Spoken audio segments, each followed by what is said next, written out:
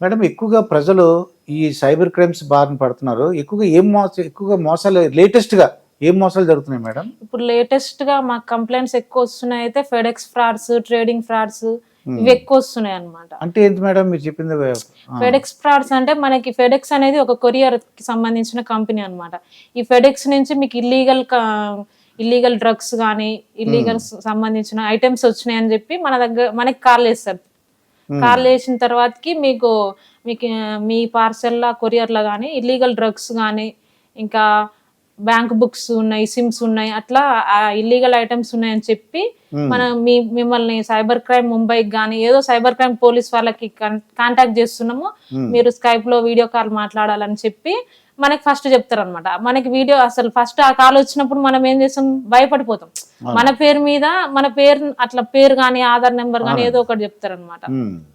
అప్పుడు మనం భయపడిపోతాం. హ్మ్. భయపడిపోయి వాళ్ళు ఎవరైతే చెప్తారో వాళ్ళని కాంటాక్ట్ అయితాం అనమాట ఆహ్, వీడియో కాల్‌లో. ఆహా! ఓకే. అక్కడ మనకి వీడియో కాల్ చేసినప్పుడు విక్టిమ్‌కి మొత్తం పోలీస్ సెటప్ అనేది మొత్తం కనిపిస్తది. అంటే హ్మ్. ఇప్పుడు ఎవరైతే ఫ్రాడ్‌స్టర్ ఉన్నాడో వీడియో కాల్‌లో, స్కైప్‌లో గానీ ఏదైనా వీడియో హ్మ్. కాల్ చేస్తాం కదా! అందులో మనకి ఆ మొత్తం పోలీసుది మొత్తం. పోలీస్ డ్రెస్ ఏసుకొని ఉంటారు.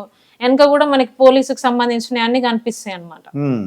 అప్పుడు వాళ్ళేం చేస్తారు మనల్ని పర్సనల్ డేటా అడగడం గానీ, ఇప్పుడు మీ పేరు మీద ఎన్ని బ్యాంక్ అకౌంట్స్ ఉన్నాయి, ఓకే. అట్లాంటి డేటా అడుగుతారు. మన దగ్గర నుంచి తీసుకున్న తర్వాతకి హ్మ్. వాళ్ళు ఇక మీ పేరు మీద ఈ కేస్ గానీ ఏదైనా తీసేయాలంటే మీకు అమౌంట్ పంపించాలి.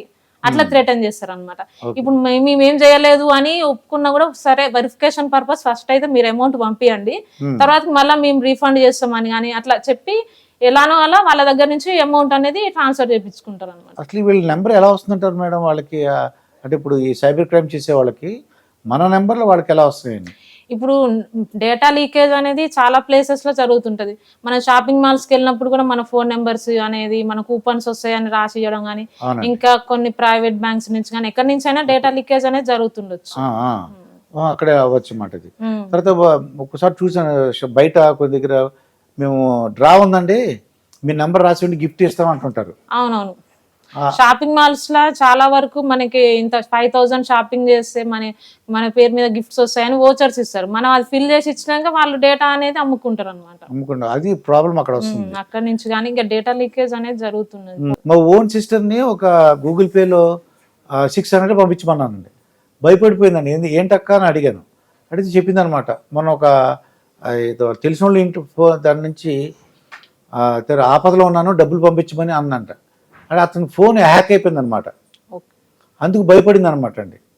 అంటే ఏం జరుగుంటదంటారు అక్కడ? వాడు ఎవరిదో ఫోను క్లిక్ ఆన్ చేసినాడు. అదే ఒక లింక్ ఆన్ చేసినట్టున్నారు. మొత్తం అతని డేటా వచ్చేసింది అతనికి. ఆ క్రైమ్ చేసేవాడికి. మొత్తం రిలేటివ్స్ అందరికి పంపించేసాడండి. డబ్బులు ఏదో యాక్సిడెంట్ జరిగితే డబ్బులు పంపించమని. అయితే ఫస్ట్ ఇప్పుడు కొంతమంది హ్మ్. రిలేటివ్స్ గానీ, చాలా మంది వీఐపీస్ ఏమంటున్నారంటే వాట్సాప్ డీపీస్ ఉంటాయి. వాళ్ళ ఫోటోస్ అవునండి. అన్నీ మనకు సోషల్ మీడియాలో దొరుకుతుంటాయి. ఫేస్‌బుక్ సంబంధించినవి గూడా ఫేస్‌బుక్‌లో గూడా వాళ్ళ ఫోటోస్ అన్నీ ఉంటాయన్నమాట. హ్మ్. వాళ్ళ ఫోటోస్ పెట్టి వేరే నంబర్స్ మార్చి మేము పలానా పర్సన్ అంటే వాళ్ళకి తెలిసిన ఇప్పుడు అడిషనల్ సెక్రటరీ అనుకో వాళ్ళ కింద ఎంప్లాయీ లాగా చేయడం హ్మ్. గానీ, అట్లా మేము అర్జెంట్ అవసరం ఉన్నది అమౌంట్ పంపియమని చెప్తుంటారనమాట. అవునండి. అది మనం ఇప్పుడు ఆఫీసర్ మనం పంపియమన్నప్పుడు మనమైతే రిజెక్ట్ జేయలేం గదా! అవును. పై అట్లా ఆఫీసరు. ఆ! పై ఆఫీసర్ పంపియమన్నప్పుడు సరే ఏదో అర్జెన్సీ ఉందని వీళ్ళు అమౌంట్ కొడుతుంటారు. ఇప్పుడు హ్మ్. మన ఆఫీసర్ డీపీ పెట్టుకొని మనకి మెసేజ్ వచ్చింది కాబట్టి మనం నమ్మి అమౌంట్ అనేది పంపిస్తున్నాం. అట్లనే ఇప్పుడు మీ రిలేటివ్స్ గూడా అంటే ఫేస్‌బుక్‌లో గానీ ఇట్లా ఏదైనా ఫోటో అట్లా డీపీ పెట్టుకొని అట్లా హ్మ్. చేస్తుండొచ్చు. చేసి ఉండొచ్చండి. ఇప్పుడు ఇందాక మీరు చెప్పినట్టు వీడియో కాల్ వచ్చిందండి. వీడియో కాల్ వచ్చి ఇతను ఏదో బట్టలు తీసేసి న్యూడ్‌గా ఉన్నాడు. వాళ్ళు ఏం చెప్తారు మేడం వాళ్ళు? వాళ్ళు ఏమని ఫస్ట్ బెదిరిస్తారు ఇతన్ని? ఫస్ట్ ఇప్పుడు అతనికి ఫేస్‌బుక్ రిక్వెస్ట్ అనేది వస్తది. ఫేస్‌బుక్ రిక్వెస్ట్ అనేది ఒక అమ్మాయి నుంచి వస్తది. ఒక మెన్‌కి. హ్మ్. అప్పుడు అమ్మాయి నుంచి వచ్చినప్పుడు మనం రిక్వెస్ట్ అలో చేసి, యాక్సెప్ట్ చేసి మనం చాటింగ్ అనేది చేస్తుంటాం. చాటింగ్ చేసినప్పుడు అట్లా మన డీటెయిల్స్ అన్ని పర్సనల్ డీటెయిల్స్ గాని, మన ఫేస్‌బుక్‌లో ఎవరెవరు ఉన్నారు, మన డేటా మొత్తం వాళ్ళు తీసేసుకుంటారనమాట. హ్మ్. అట్లా తీసుకున్న తర్వాతకి ఇగ ఏదో మెసేజ్ చాటింగ్‌లో కొంచెం టెంప్ట్ చేయడం గాని, అట్లా చేయడం వల్ల మీరు న్యూడ్ కాల్ చేయండి. మేము గూడా చేస్తానని వాళ్ళని ఇట్లా మన దారిలోకి తెప్పించుకొని వీడియో కాల్ చేస్తారు.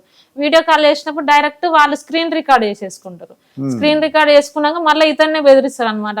నువ్వు గనుక డబ్బులు పంపియకపోతే నేను మీ ఫేస్‌బుక్‌లో ఎవరెవరు ఫ్రెండ్స్ ఉన్నారో వాళ్ళ లిస్ట్ వీళ్ళకి అందరికి పంపిస్తా అని. లేకపోతే సోషల్ అంటే మీడియాలో న్యూడ్ గా ఉన్న వీడియోస్ అన్ని పంపిస్తారు. ఇప్పుడు న్యూడ్ గా ఉన్న ఫొటోస్ అంటే ఎవరికైనా వాళ్ళకి కొంచెం భయం వేస్తుంది, భయం వేస్తుంది కదా, భయం వేస్తుంది. తెలిసి అమ్మ ఏమో పరుగు పోతాను అనుకుంటారు. పరువు గురించి. ఇప్పుడు అట్లాంటివి వచ్చినప్పుడు ఫస్ట్ అయితే అది ఫేస్బుక్ ని అన్యాక్టివేట్ చేయాలి. అన్యాక్టివేట్ చేసిన తర్వాతకి 1930 కాల్ చేయడం కానీ, 1930 కాల్ చేస్తే ఇప్పుడు ఎవరైతే మీకు వచ్చిందో ఆ ఫేస్బుక్ ని బ్లాక్ చేయడం కానీ, ఫోన్ నెంబర్ బ్లాక్ చేయడం కానీ అట్లాంటివి చేస్తారు అనమాట. ఇప్పుడు ఇట్లాంటి కాల్స్ వచ్చినప్పుడు థ్రెటన్ అయ్యి మనం భయపడి వాళ్ళకి డబ్బులు పంపించొద్దు ఎప్పుడైనా. ఓకే అండి. అంటే వాడు పంపించే వాళ్ళని ఇగ్నోర్ చేస్తే మనల్ని ఎక్కువ ప్రెజర్ చేయరు అనమాట. ఓకే అండి. వాళ్ళు ఏమేనంటే డబ్బులు తీసుకుందామని, అంతేగాని మన వాళ్ళ మోటివ్ ఏంటంటే మన దగ్గర నుంచి డబ్బులు తీసుకోవాలని. మనం వాళ్ళది ఏదో భయపడి డబ్బులు వేస్తే మళ్ళా ఇప్పుడు మీరు 1,00,000 వేస్తే 2 లక్షలు వేయమంటారు. మనం ఎట్లాగో మన డబ్బులు వేస్తున్నాం కదా. ఓకే, అలా భయపడుతుంటారమ్మా. అంటే ఇక్కడ అలాంటప్పుడు ఏం చేయమంటారు? ఇమీడియట్ గా వాడు తెలియక ఎవరో న్యూడ్ కాల్ చేశాడు, అవతలలో న్యూడ్ గా కనిపించరండి వీళ్ళకి. అంటే ఓన్లీ కనిపించవచ్చు, సమ్ కేసెస్ లో కనిపించకపోవచ్చు. ఇప్పుడు అవతల వాళ్ళు న్యూడ్ గా కనిపించింది లేనిది మనకి ఇంపార్టెంట్ కాదు. మనం న్యూడ్ గా కనిపించింది సోషల్ మీడియాలో పెడితే కొంచెం మనకి నేను కూడా టెంప్ట్ చేయడానికి వాళ్ళు నేను కూడా న్యూడ్ చేస్తారేమో, చాటింగ్ అట్లాంటివి చేస్తుండొచ్చు. ఇప్పుడు అట్లా జరుగుతున్నాయి. కొన్ని ఏమో డైరెక్ట్ వీడియో కాల్స్ వాట్సాప్ లో కూడా వస్తాయి. అంటే నాకు కూడా వచ్చినాయి వీడియో కాల్స్. కాకపోతే మనం అన్నోన్ నెంబర్స్ నుంచి వచ్చినప్పుడు మనం ఎత్తాం కదా. అవునండి. ఇప్పుడు అంటే మా ఫ్రెండ్ ఒక అతను అంటే ఇలాగ ఉంది, మీతో ఇంటర్వ్యూ ఉందని చెప్తే ఒక అతను చెప్పాడు మాట. ఏం చెప్పాడంటే ఒక అమ్మాయి ఫోన్ చేసిందంట. అంటే వాట్సాప్ కాల్ చేసి, నేను అమ్మాయిని నేను చూపిస్తాను నీకు, నేను బట్టలు లేకుండా నేను కనపడతాను నీకు, కెమెరా ఆన్ చేయమని చెప్పింది అనమాట. డైరెక్ట్ వీడియో కాల్ చేస్తాం, వీడియో కాల్ చేస్తుందండి.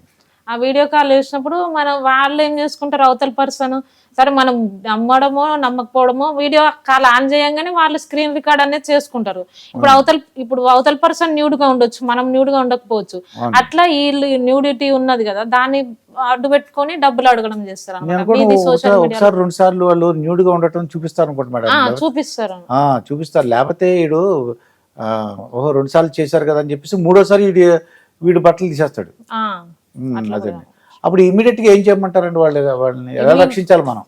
ఫస్ట్ మనకు వాట్సాప్ నుంచి వస్తే అది బ్లాక్ చేయడం కానీ, ఫేస్బుక్ నుంచి వస్తే అది కూడా ఇన్యాక్టివేట్ చేయడం కానీ చేసి తర్వాతకి 1930 కాల్ చేయాలి. 1930 మనం ఏంటి కంప్లైంట్ డీటెయిల్స్ ఎక్కడి నుంచి మనకి ఫేస్బుక్ నుంచి వచ్చిందా, వాట్సాప్ నుంచి వచ్చిందా, ఫేస్బుక్ నుంచి వస్తే ఫేస్బుక్ డీటెయిల్స్ అన్ని పెడతాం అనమాట.